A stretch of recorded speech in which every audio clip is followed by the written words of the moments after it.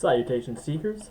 Today's Wordsmythe book review is going to be on Scott Westerfield's Leviathan. This is book one of a trilogy. It's about a middle level reading, so not really a lot of words that you haven't seen before, so it's really easy to follow along for even a casual reader.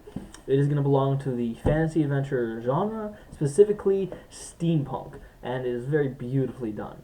The story is going to follow two main characters and their associated companions, and those characters are Alec, who is a prince of the Austrian Empire, and this is in a World War II setting era, in a world where instead of prolonged research into machines as a whole, the Germanic Empire and its allies were actually focused more on the Industrial Revolution. You see the very steampunk creations of their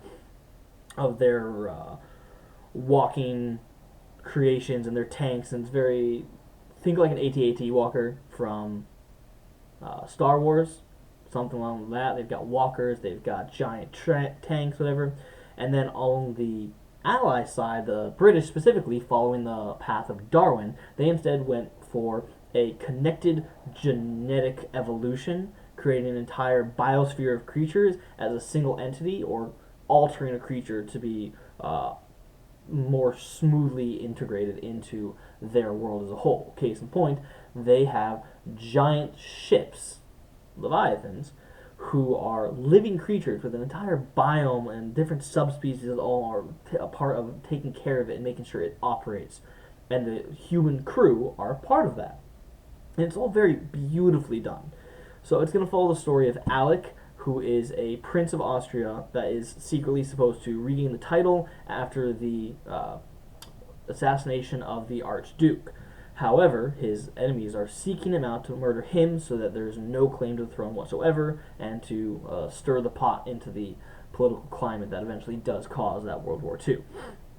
And then you have Darren, who is a girl secretly pretending to be a boy so that she can join the Royal Air Force of Britain, as girls at that time were not allowed. So she's having to hold up this facade and pretend to be a boy, and she is more knowledgeable and more skilled and more talented than most everyone else her age because of her love and passion and dedication to the flying and everything about it.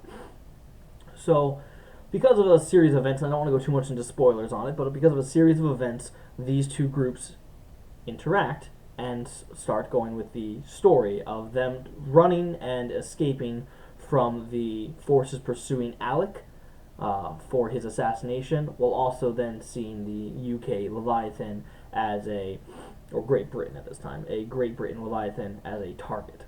So the things I really enjoy about this book is that it doesn't go heavily into a romance for a young adult concept, but it does go into camaraderie and friendship through not just differences or not just similarities, but also the differences that people have. Another really cool aspect of it is that I did mention that steampunk. It is so beautifully detailed that it just easily draws you in, and you're able to follow along and imagine these creatures soaring in the sky or running along the road next to you. It's vivid, and it's so well done. Scott Westerfield has always been a great author for detail like that. Is very good at setting up scenes and settings, as well as creating those characters that seamlessly integrate into that setting. And lastly, what I'm going to mention is that it is a very well researched, interesting perspective of how World War II could have come about if certain things hadn't happened. Case in point, it wasn't Darwin did give us the father of genetics as he is, but he didn't give us flying living airships.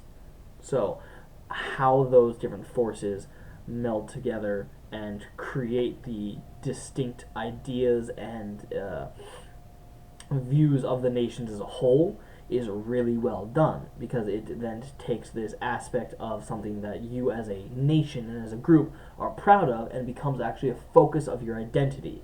And so a very large portion of the warring nature of the political climate is the industrial versus the genetic. So it's very well done. As with all of my reviews, the 60-second review is going to be on my TikTok, which the link for is in my bio, and salutations.